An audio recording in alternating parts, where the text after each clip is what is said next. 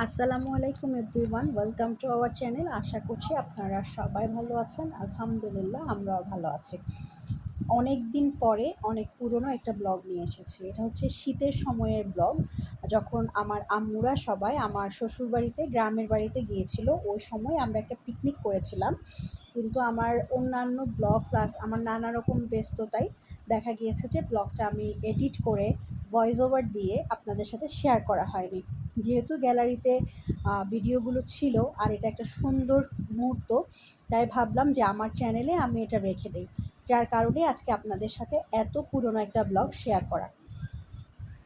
তো আমরা যথারীতি চলে এসেছি আমাদের বাগারো ভিটা, যে ভিটাটা আছে গত বছরও আমি যেখানে পিকনিক করেছিলাম ওখানে। কারণ ওখানে আমরা পিকনিক করে আসলে অনেক মজা পাই। প্লাস আম্মুরাও সব কিছু ঘুরে ঘুরে দেখবে, সেজন্য ওই পিকনিক স্পট হিসেবে ওই জায়গাটা সিলেক্ট করা। তো আমরা চলে এসেছি পিকনিকের রান্নাবান্নার জন্য, তোড়জোড় প্রস্তুতি চলছে, কারণ আমরা আসতে কিছুটা দেরি করে ফেলেছিলাম। আর এই পুরো প্রসেসিংয়ে আমাকে সবথেকে বেশি সজীব, রাসেল, মোর্শেদ ওরা অনেক হেল্প করেছে। রান্নাতে বলেন আর সব কিছুতে, মানে একদম রান্না থেকে শুরু করে সার্ভ করা পর্যন্ত সব কিছুতেই। তো এখানে তখন যেহেতু শীতকাল ছিল, গাছে ছোট ছোট কাঁঠালের মুচি বলি আমরা, ছোট ছোট কাঁঠাল আসা শুরু হয়েছে। তো আমার আম্মুর অনেক পছন্দ, তো রাসেল আম্মুকে পেড়ে দিয়েছে, তো ওরা দুজন মিলে ওটা খাচ্ছে। যদিও আমার মুচিটা একদমই পছন্দ না। তো এখানে রান্নাবান্না তখন শেষ, এখন সালাদ কাটার প্রসেসিং চলছে। আর এদিকে সব রান্না করে হাঁড়িগুলো সব আমরা সাজিয়ে দিয়েছি।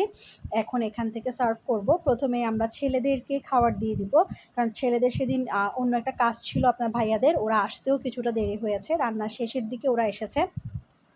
তো এখন প্রথমে ওদেরকে টেবিলে খাবার সার্ভ করে দিব, দেন আমরা বাকিরা মেয়েরা যারা আছি আমরা বসে যাব।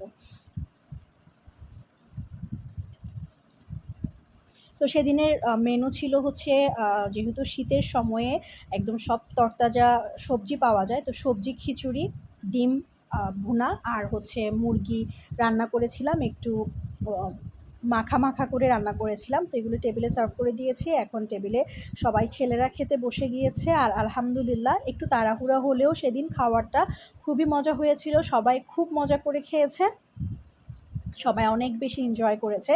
আর একপাশে এখানে মেয়েরা বসে আড্ডা দিচ্ছে, কেউ ক্রিকেট খেলছে, কেউ খেতে বসেছে। মোটামুটি পিকনিক যেমন হয় সবাই মিলে যে আনন্দ করাটা, সেটাই পুরো জমে উঠেছিল। আবার সেদিন আমাদের অন্য পুকুরে মাছ দেখা হয়েছিল পাশেই, তো সেখান থেকে আবার মাছও নিয়ে আসা হয়েছে।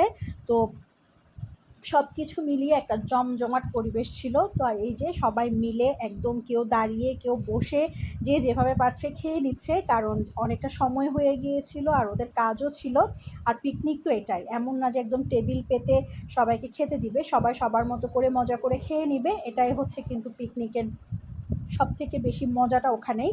তো ছেলেদের খাওয়া হয়ে গিয়েছে, এখন আমরা যারা মেয়েরা আছে আম্মুরা, ওরা খেতে বসে যাবে।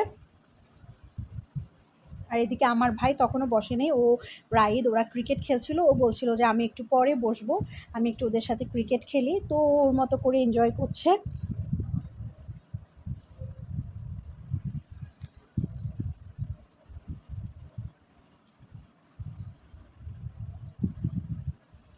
এই যে এবার আম্মুদেরকে সার্ভ করে দিয়েছি, এবার আম্মুরা বসে যাবে। এরপরে আমি বসবো হচ্ছে রাসেল, সজীব আর মোর্শেদ, মানে আমরা যারা সব কিছু করেছি, লাস্টে আমরা সবাইকে খাওয়া খেয়ে এরপরে আমরা বসেছি। এখন খাওয়া দাওয়া শেষে একটু ঘোরাঘুরি করে এরপরে আমরা চলে যাচ্ছি। আর যাওয়ার সময় নদীতে এরকম আমাদের যে খালটা আছে ওটার উপর একটা সাঁকো দেওয়া ছিল, যেহেতু শীতে সময়, তো একটা সাঁকো দেওয়া ছিল। আর আমার ভাই খুব স্ট্রাগল করছিল সাঁকোটা পাড়ি দিতে, সে আবার ব্যাগও নিয়েছে কাঁধে। তো আমার কাছে খুব ফানি লেগেছে, তাই একটু করে এটাও ভিডিও করে নিয়েছি। তো এই তো আমার ছোট্ট একটা ব্লগ, আশা করছি আপনাদের ভালো লেগেছে।